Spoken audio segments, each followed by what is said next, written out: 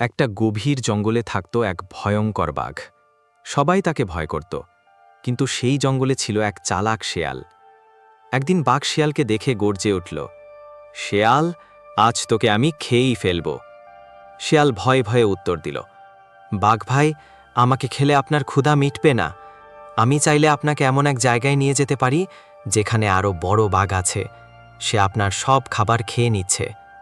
বাঘ রেগে উঠল, কি, আমার জঙ্গলে আরেকটা বাঘ? চলো, আজই তাকে শিক্ষা দেব। শেয়াল তাকে নিয়ে গেল একটা কুয়োর ধারে। কুয়োর পানিতে বাঘের নিজের ছায়া দেখা যাচ্ছিল। শেয়াল ধূর্ত হাসি দিয়ে বলল, দেখুন বাঘ ভাই, ওখানেই আছে সেই বাঘ। বাঘ পানিতে নিজের ছায়া দেখে চিৎকার করে উঠল, আজই তোকে শেষ করে দেব, এবং সঙ্গে সঙ্গেই কুয়োর ভেতরে ঝাঁপ দিল।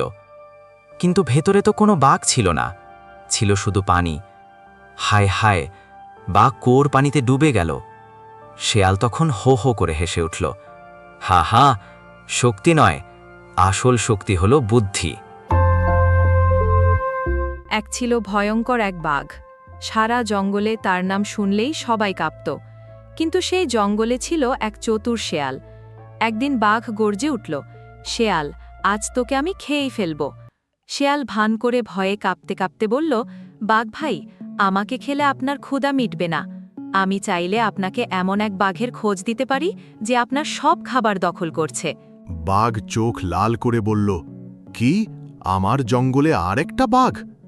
আমার এলাকায় কারো দাদাগিরি আমি সহ্য করি না। তারপর রেগে ফুঁসতে ফুঁসতে শেয়ালের পিছু নিল। শেয়াল তাকে নিয়ে গেল একটা কুয়োর ধারে।